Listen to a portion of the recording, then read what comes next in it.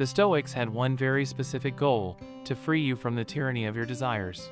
So if you're looking to improve your life and get rid of all those negative thoughts, you're going to have to start accepting things for what they are and not what you wish them to be. And the first step to acceptance is to stop wanting and start accepting the truth of the situation. It's not easy at first, but once you accept the fact that there is nothing you can do about the situation, you'll find that you'll start to feel better about it. When you learn how to stop wanting, you'll find a lot of inner peace and happiness. So let me show you all about this in today's video. In our modern society, we live with a lot of stress. We strive for perfection, but often fail to achieve it. We get frustrated with ourselves and others. As a result, we often become unhappy and anxious. We want things to change, but we are not willing to accept them. Marcus Aurelius is an ancient Roman philosopher.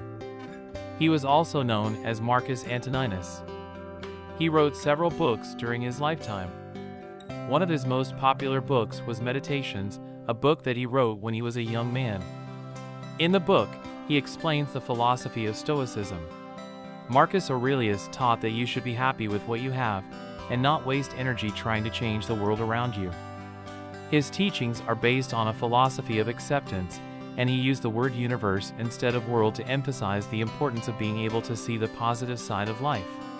Marcus Aurelius believed that if we accept the reality of our situation, then we can learn to be content. He said, "You can never be too rich or too thin, nor too old or too young."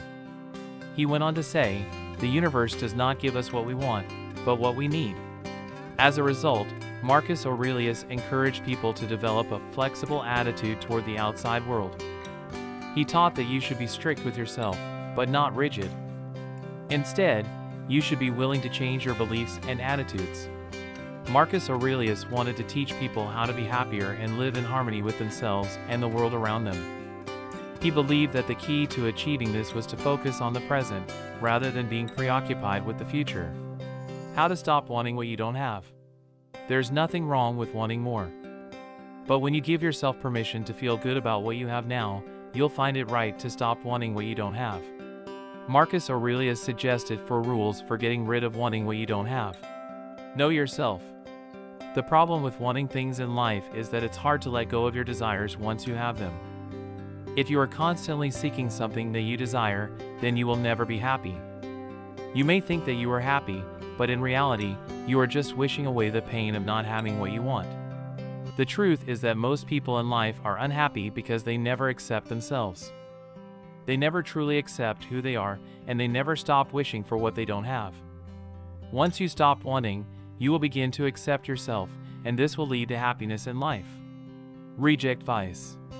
Rejecting vice doesn't mean you're a bad person or that you don't deserve to be happy. It means you're ready to take responsibility for your life and the choices you make. Rejecting vices is an important step towards a happy life. By removing vices, you give your mind and body a break. When you reject vices, you are giving your mind and body a chance to rest and relax. Rejecting vices is a process that involves getting rid of bad habits. There are many ways to stop wanting something bad, including replacing it with a good habit. The first step to stopping wanting vice is to determine what vice it is. Once you know what vice it is, you can then begin to remove it. Once you have removed the vice, you will then be able to replace it with something else.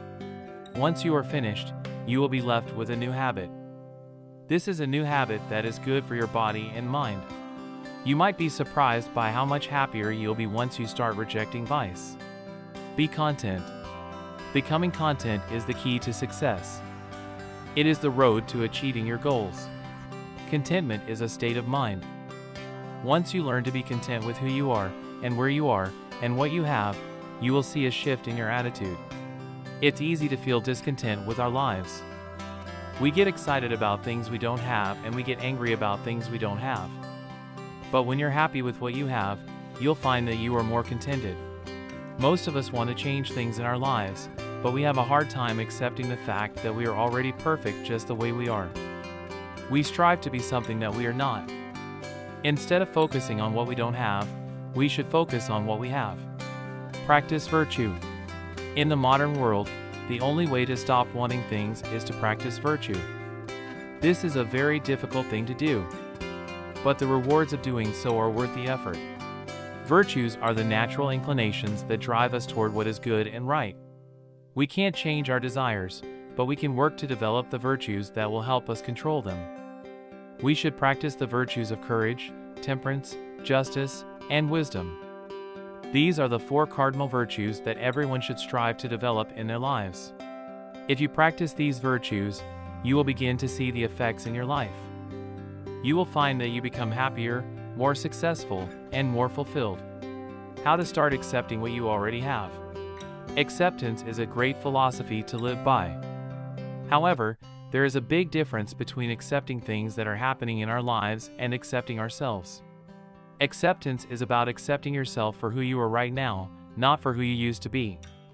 You can change your actions, thoughts, and behaviors to create a different life. Acceptance isn't a passive process of waiting for things to happen or hoping that things will turn out better. It's about taking action to change your life and the things you can control. Accept your situation. Some people are more willing to accept their situation than others.